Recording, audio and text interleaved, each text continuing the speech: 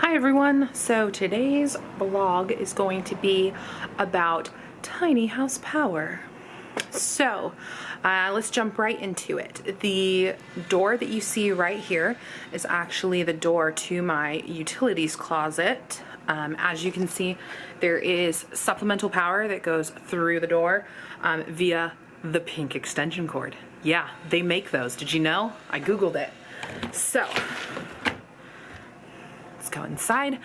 As you can see, let me see if I can get that. There we go. The pink extension cord plugs into basically just a power strip, which then plugs into an adapter, which then plugs into the actual cord. The reason it's plugged into a power strip right now is because it has a 15 amp breaker on it. So if it starts to pull more than the main house can handle, then it'll actually just flip off right away instead of shorting out either the main house or the tiny house.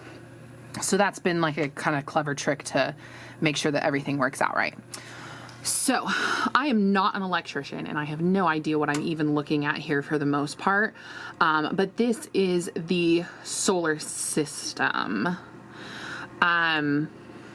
Yeah, I've got like a bypass on the side, so if I ever decided that I wanted to just have a plug that fueled all of my power, I can do that, but otherwise it is actually pulling from the solar panels way up there on the roof. So let's take you inside and we will show you everything I can from the inside. So the utilities closet is actually behind the wall of the art pantry. So we just have to walk around the entire house to get there. And ta-da, we are in. It is totally blurry. I don't know what it thinks it's focusing on. There we go, welcome back. So this is actually the control panel to the solar system.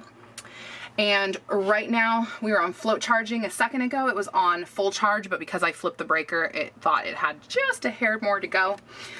And so basically you have your charger, which is taking all of the power into the house. And then you have your inverter, which is actually like processing the power and allowing you to use it. So I can turn either of these off at any time if I need to. There's also been a bunch of security measures put in so that like nothing is going to short out at any point. It just turns off. So yeah, basically that is the whole power system.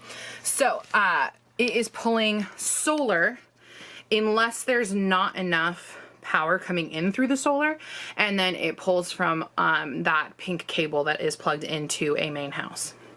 Now, as far as how much energy I'm using, the main appliance that sucks the most power is actually the air conditioner and the refrigerator and the hot water heater. So between those three things, if all three run at once, it takes about an hour to deplete my entire system, if there's no additional power coming in. So like if I turn off the auxiliary power and run the AC, the fridge, and the hot water heater, I've got about an hour before the whole house shuts off, which on a hot day happened a lot during the summer.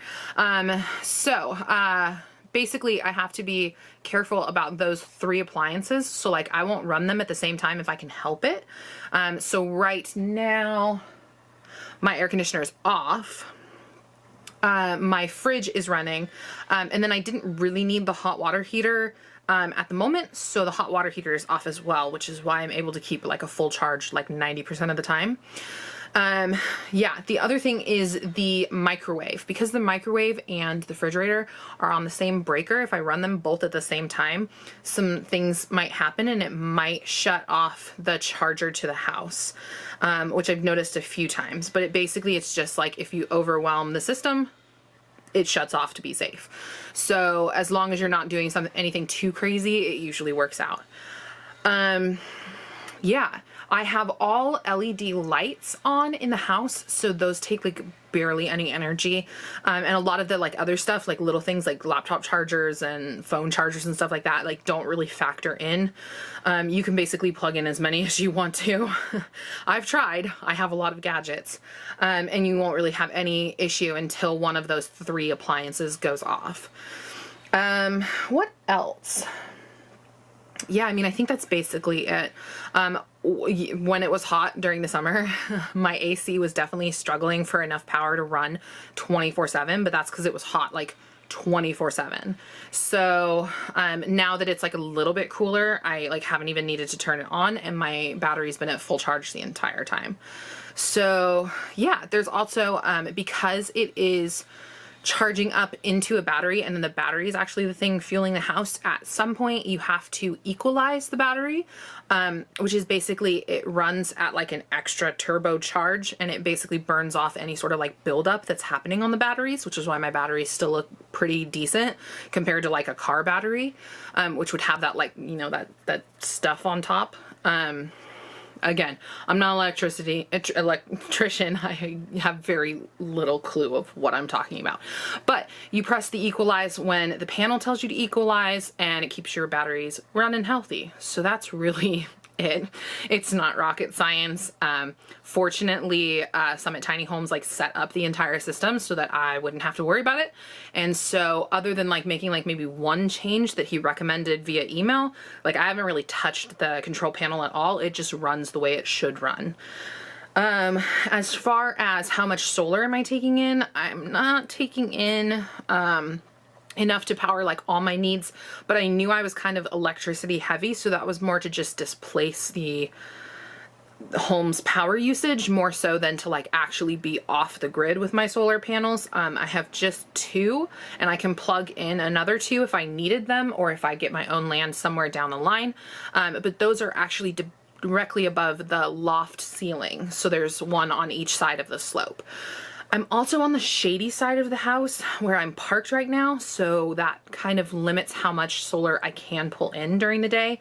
But I expect that someday I will have like an unobstructed view, and I'll be able to take in probably like twice as much solar power as I am right now. Power. I think that's basically it. There's not a whole lot to it. It's a fairly simple system. But I actually really like the fact that I'm not like fully pulling from just where I'm plugged in.